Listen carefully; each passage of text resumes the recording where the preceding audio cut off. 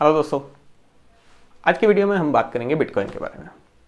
आप लोगों ने बिटकॉइन नाम शायद पहले ही सुना हो।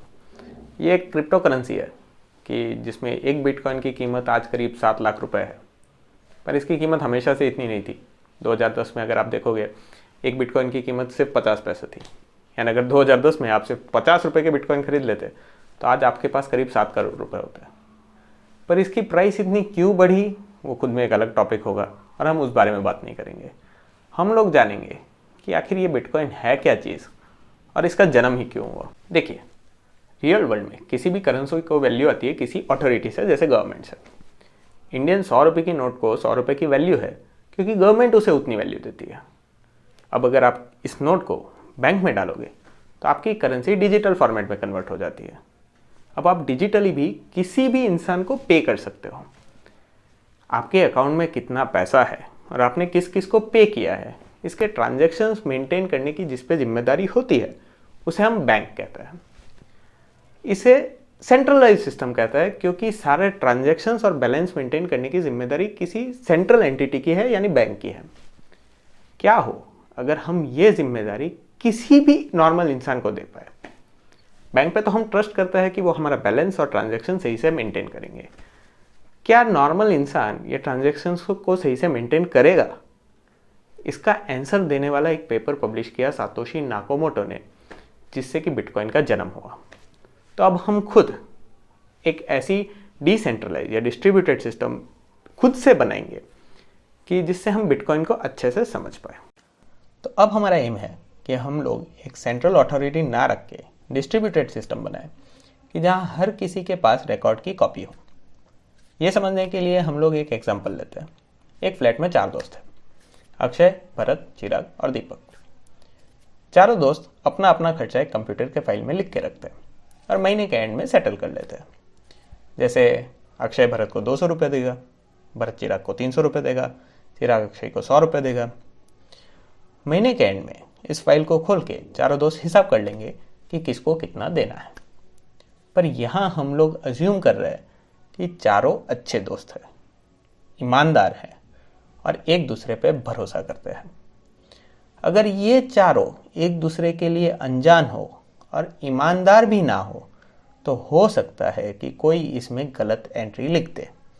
जैसे अक्षय जानबूझ के लिखते कि भरत अक्षय को 500 रुपये देगा और अब मंथ एंड पे अक्षय का हिसाब 500 रुपये गलत हो जाएगा।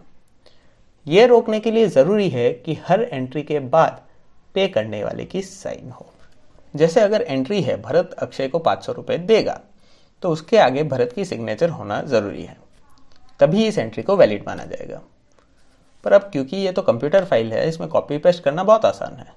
तो एक बार भरत अक्षय को 500 रुपये देगा, इसके आगे भरत की सिग्नेचर आ गई तो अक्षय इसे कितनी भी बार कॉपी पेस्ट करके इसकी डुप्लीकेट एंट्रीज बना सकता है और अब मंथ के एंड में फिर से भरत को अननेसेसरी एक्स्ट्रा पैसे देने पड़ जाएंगे। अब ये रोकने के लिए डिजिटल सिग्नेचर्स वाले जितने एल्गोरिदम हैं वो कुछ इस तरह काम करता है कि हर बार मैसेज और एंट्री नंबर के हिसाब से हर किसी की सिग्नेचर अलग होती है। यानी एंट्री नंबर 1 भरत अक्षय को 500 रुपये देगा कि सिग्नेचर अगर कुछ ऐसी होती है भरत की, तो एंट्री नंबर 2 भरत अक्षय को 700 रुपये देगा कि कुछ अलग होगी क्योंकि एंट्री का डेटा बदल गया। तीसरे नंबर पे अगर भरत अक्षय को 700 रुपये देगा, भले ही पूरा डेटा सेम है पर क्योंकि एंट्री का नंबर बदल गया है फिर से सिग्नेचर बदल जाएगी। और सिग्नेचर वेरिफिकेशन के जो एल्गोरिथम्स है ये इन सिग्नेचर्स को देख के वेरीफाई कर सकता है कि वो इस एंट्री के हिसाब से सही सिग्नेचर है या नहीं, जिससे कोई फ्रॉड ट्रांजैक्शन नहीं कर सकता है। तो अब किसी को इस फाइल में गलत एंट्री लिखना पॉसिबल नहीं होगा। अब ये एंट्री बुक हम जनरलाइज और ऑटोमेट कर सकते हैं। यानी अब हम जितने चाहे कंप्यूटर मशीन्स अपॉइंट कर दे जिनका काम होगा सिर्फ एंट्री रिकॉर्ड करना। यहाँ हमें किसी सेंट्रल अथॉरिटी की अब जरूरत नहीं। कोई भी ऐसी मशीन अपने घर में रख सकता है जो होने वाले ट्रांजैक्शंस को सुने और अपने पास एंट्री मेंटेन करें। अब कोई भी ट्रांजैक्शन होने पे आपको सिर्फ ये मशीन्स के नेटवर्क को बताना है कि ये एंट्री लिख लो और वो मशीन्स ट्रांजैक्शन की एंट्री लिख लेंगे। एंट्री लिखते वक्त ये रिकॉर्ड कीपिंग मशीन्स को इंश्योर करना है कि ट्रांजैक्शन करने वाले के अकाउंट में सच में उतना बैलेंस था। एग्जाम्पल लेते हैं। समझिए, अक्षय मैकडोनाल्ड्स में जाकर बर्गर खाता है और वहाँ 300 रुपये पे करता है। तो वो डिजिटली ये ट्रांजैक्शन ब्रॉडकास्ट करेगा कि मेरे अकाउंट से 300 रुपये मैकडी के अकाउंट में ट्रांसफ़र कर दो। ये मैसेज सारे रिकॉर्ड कीपर मशीन्स रिसीव करेंगे। फिर वो वेरीफाई करेंगे कि अक्षय के अकाउंट में सच में 300 रुपये है या नहीं। अगर हो गए तो ये मैसेज वो अपने पास फाइल में लिख लेंगे और सक्सेस मैसेज ब्रॉडकास्ट कर देंगे। पर अब इसमें भी एक प्रॉब्लम है। समझिए, कुछ रिकॉर्ड कीपर्स ने अपने पास ये ट्रांजैक्शन लिखा ही नहीं। उन मशीन्स के बुक के हिसाब से अक्षय के अकाउंट से 300 रुपये कम होंगे ही नहीं। तो अब अक्षय का अकाउंट बैलेंस कुछ रिकॉर्ड कीपर्स के हिसाब से अलग और कुछ के हिसाब से अलग हो जाएगा। ऐसा ना हो, इसके लिए हमें कुछ और रूल्स की ज़रूरत है। रिकॉर्ड कीपर मशीन्स ट्रांजैक्शन को पेजेस में लिखेंगे। हर पेज के एंड में एक स्पेशल नंबर होगा जिसे हम हैश के नाम से पुकारेंगे, और हर नए पेज के स्टार्ट में पिछले पेज का हैश नंबर होगा। यह हैश नंबर की वैल्यू पेज पे मौजूद डेटा पर डिपेंड करेगी, यानी अगर पेज का डेटा चेंज हो गया तो हैश नंबर भी चेंज होगा। हर पिछला पेज अगले से चेन की तरह लिंक्ड होगा। तो अब हमारे पास ट्रांजैक्शन ब्लॉक्स की एक चेन बन जाएगी जिसे हम ब्लॉक चेन कहते हैं। तो अब अगर कोई पेज का ट्रांजैक्शन बदलना चाहे तो उसे उस पेज का हैश नंबर भी बदलना होगा, क्योंकि हैश नंबर तो डेटा पे डिपेंड करता है। पर उतना ही नहीं, अब उसे उसके अगले पेज पे मौजूद इस पेज का हैश नंबर भी बदलना होगा। पर अगले पेज पे हैश नंबर बदलने से अगले पेज का डेटा बदल गया, यानी उसे अगले पेज का भी हैश नंबर बदलना होगा।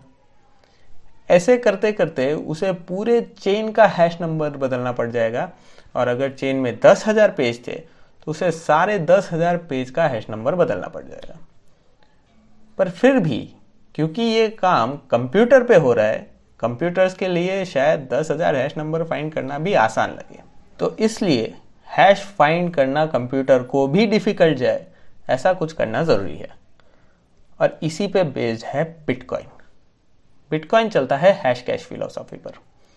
कंप्यूटर को टास्क दिया जाता है कि पेज पे मौजूद ट्रांजैक्शन में क्या वैल्यू मिलाने से पेज का हैश नंबर कुछ स्पेसिफिक पैटर्न का दिखे, और ये करने के लिए कंप्यूटर को भी 10 मिनट लग जाते हैं। जो कंप्यूटर ये टास्क करने में सक्सेसफुल हो जाता है वो उस पेज को अपने हैश के साथ सारे बाकी कंप्यूटर्स को बता देता है, जिससे बाकी सारे कंप्यूटर्स अपने चेन में उस पेज को ऐड कर लेते हैं। और ये 10 मिनट तक हैश नंबर फाइंड करने की कोशिश में लगे रहने के लिए, इस प्रूफ ऑफ वर्क के लिए उस कंप्यूटर को कुछ थोड़े से बिटकॉइन दिए जाते हैं, और उतने ही बिटकॉइन दिए जाते हैं कि उस मशीन की 10 मिनट चलने की इलेक्ट्रिसिटी कॉस्ट से थोड़ा ज़्यादा हो। इस प्रोसेस को हम कहते हैं बिटकॉइन माइनिंग। ध्यान रहे, क्योंकि बिटकॉइन की वैल्यू बहुत ज़्यादा है, माइनिंग के बदले में आपको केवल 0.001 बिटकॉइन ऐसा कुछ बिटकॉइन मिलता है, जो कि बिटकॉइन के केस में एक वैलिड वैल्यू होती है। और इस तरह से ट्रांजैक्शंस की एंट्री रिकॉर्ड करने से सिस्टम में नए बिटकॉइंस जनरेट होते हैं। यानी बिटकॉइन माइनिंग मशीन्स होने वाले ट्रांजैक्शंस को रिकॉर्ड करने के लिए 10 मिनट तक एक हैश फाइंड करने की कोशिश करते हैं। जो मशीन वो हैश फाइंड करने में सफल हो जाता है उसे थोड़े से बिटकॉइन दिए जाते हैं, और बाकी सारे माइनिंग मशीन्स उस मशीन का पेज अपने चेन में ऐड कर लेते हैं। और क्योंकि हर पेज हैश दूसरे पेज से लिंक्ड है, कोई भी पेज को अल्टर करने के लिए बाकी सारे पेज को अल्टर करना ज़रूरी हो जाता है, जो कि काफ़ी टाइम कंज्यूमिंग टास्क हो जाता है, जिसका इलेक्ट्रिसिटी बिल ही इतना ज़्यादा होगा कि कोई करना नहीं चाहेगा। तो बेसिकली बिटकॉइन ये एक ट्रांजैक्शन बेस्ड क्रिप्टो करेंसी है कि जिसका जनरेशन होता है रिकॉर्ड कीपिंग या माइनिंग कर रहे कंप्यूटर्स के प्रूफ ऑफ वर्क से। हर ट्रांजैक्शन के बाद जो पॉइंट में कुछ बिटकॉइन जनरेट हो रहे हैं, उनको अगर आप ख़रीदना चाहो तो उसके लिए अलग प्लेटफॉर्म्स है। पर जैसा मैंने आपको बताया, एक बिटकॉइन की कीमत करीब 7.5 लाख रुपए है। तो बिटकॉइन रखने के लिए आपके पास 2 ऑप्शन है, या तो आप उसे खरीद लो जो कि एक्सचेंजेस से होता है, या आप माइनिंग करो, यानी घर पे एक माइनिंग मशीन लगाओ कि जो आपको बिटकॉइन पॉइंट में जनरेट करके देगा। पर इलेक्ट्रिसिटी बिल के अगेंस्ट मिलने वाले बिटकॉइंस में मुनाफा कितना है वो खुद में अलग टॉपिक होगा। इस वीडियो में हमने हैश फंक्शन, डिजिटल सिग्नेचर्स आदि के मैथमेटिक्स को ना टच करते हुए बिटकॉइन का ओवरऑल मैकेनिज्म को देखा। शायद अगले किसी वीडियो में हम इस बारे में डिटेल में भी बात करेंगे, पर ये वीडियो मैं यहीं समाप्त करता हूँ। Thank you.